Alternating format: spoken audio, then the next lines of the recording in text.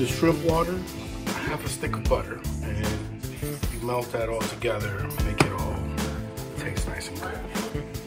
Next is to saute the shrimp. Remove the shrimp, but not the butter. And then in here, we introduce the onion. I added the spinach stems, and now I'm gonna add the garlic.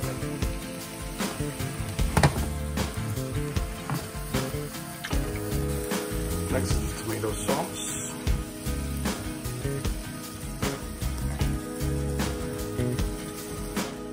And the spinach.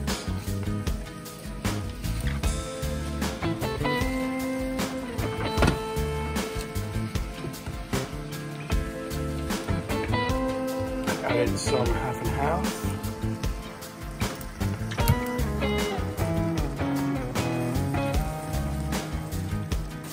Add the shrimp.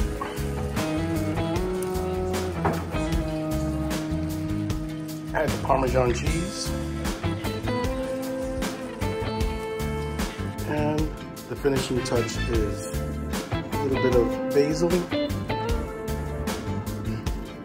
and some oregano. Complete.